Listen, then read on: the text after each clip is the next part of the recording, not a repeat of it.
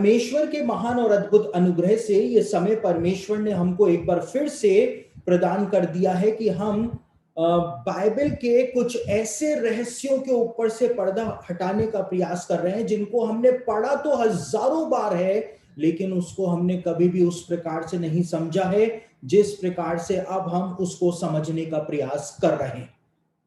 और जिस प्रकार से पिछले हफ्ते हमने अय्यूब के जीवन के अंदर छिपी हुई भविष्यवाणियों को समझने का प्रयास किया था, या यूं कहें कि हमने अय्यूब की पुस्तक के अंदर जो भविष्यवाणियों का पैटर्न दिया हुआ है उसको हमने समझने का प्रयास किया था। हम आज शिमशोन के जीवन के अंदर जो भविष्यवाणियां परमेश्वर के द्वारा कंसील कराई गई हैं, छिपाई गई हैं, उनको समझने का हम प्रयास करने जा रहे हैं। और जब ये बातें आप लोगों के सामने खुलेंगी, जब ये एलेगोरिकल इंटरप्रिटेशन के द्वारा जब हम इसको समझने का प्रयास करेंगे, तो आप आश्चर्यचकित रह जाएंगे कि किस प्रकार से भविष्यवाणियां सिर्फ भविष्यवक्ताओं के द्वारा नहीं दी गई थी, लेकिन भविष्यवाणियां जो है हमको पूरी बाइबल में हर जगह पर देखने को समझने को मिल जाती है।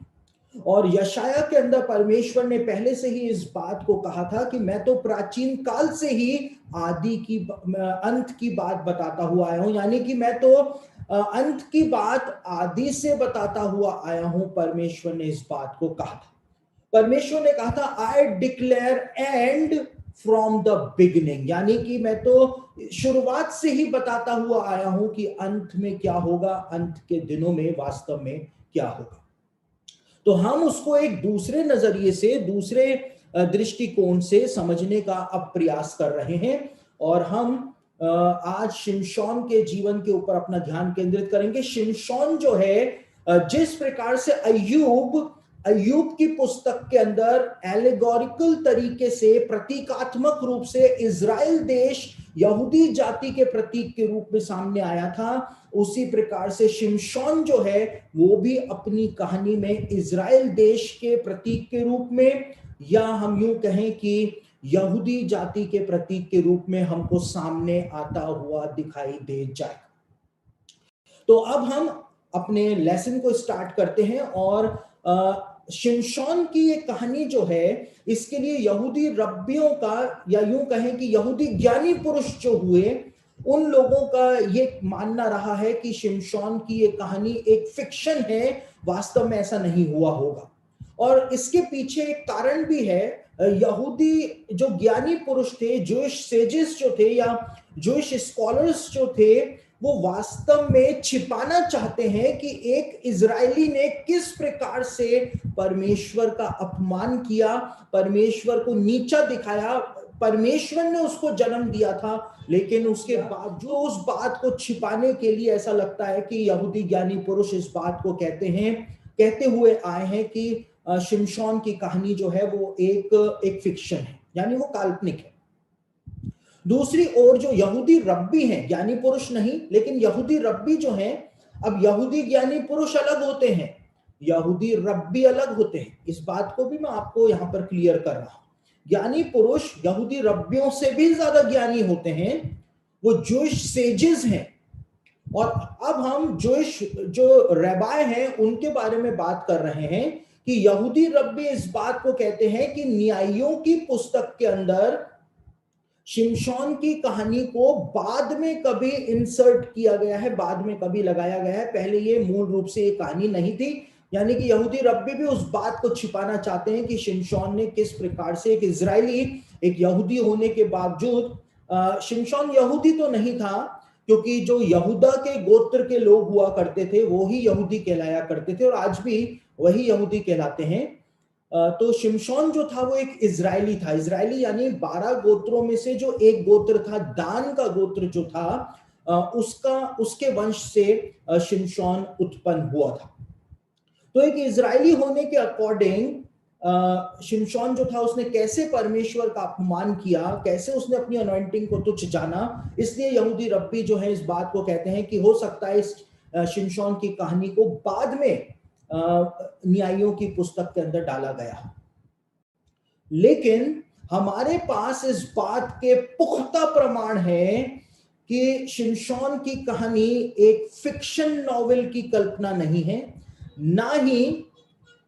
शिमशोन की कहानी को बाद में न्यायियों की पुस्तक के अंदर इंसर्ट किया गया है, क्योंकि नए नियम के अंदर वो प्रमाण दिया हुआ है कि शिमशोन एक ऑथेंटिक व्यक्ति था जिसका वास्तव में जन्म हुआ था और वो कोई काल्पनिक चरित्र नहीं था।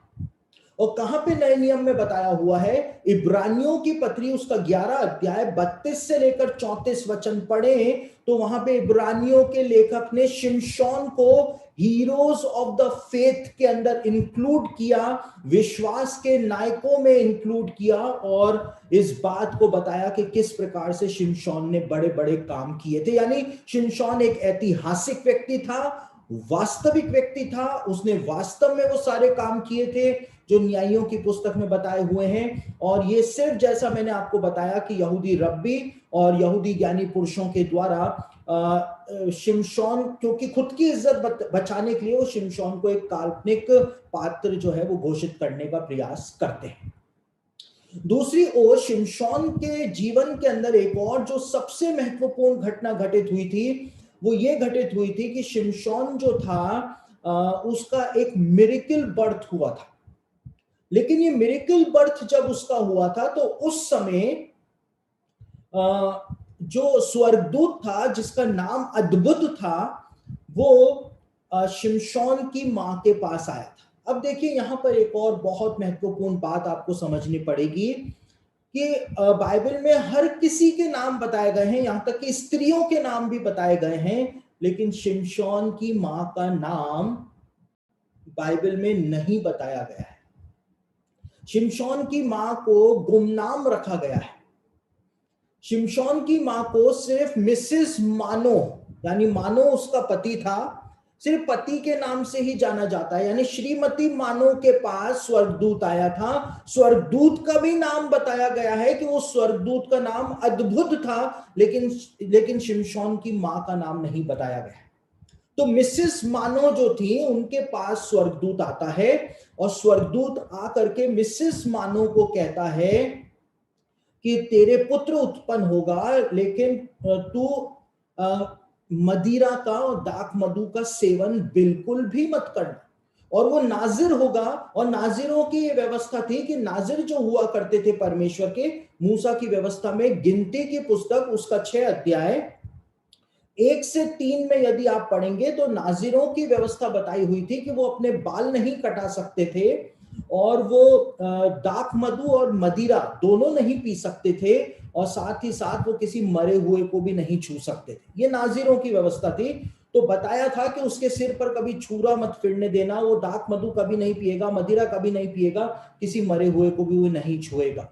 और मिसेस मानो जो थी यानी शिमशोन की मम्मी जो थी, उनको भी कहा गया था कि तू अब से कभी भी ये मत पीना, दाख मधु और मदिरा मत पीना।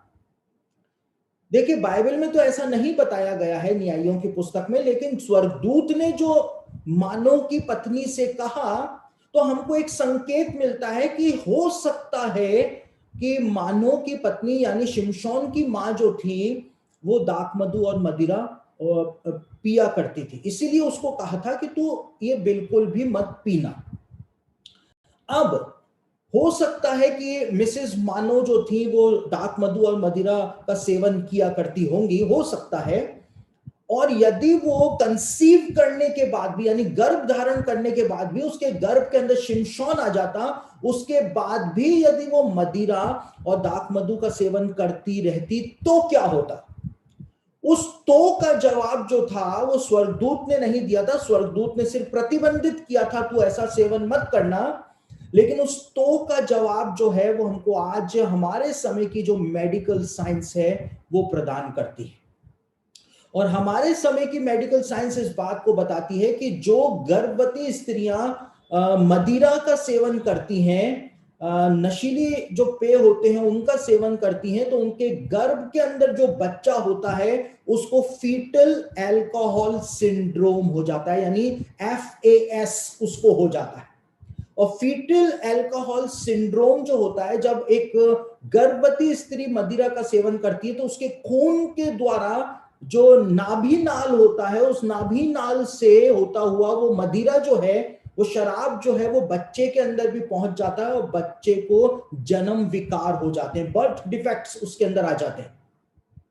और सबसे बड़ा बर्थ डिफेक्ट जो होता है, जो फीटल अल्कोहल सिंड्रोम से होता है, वो होता है कि बच्चे का मानसिक संतुलन जो है वो बिगड़ जाता है, उसको मानसिक क्षति हो जाती है। और उससे भी ज्यादा खतरनाक इफेक्ट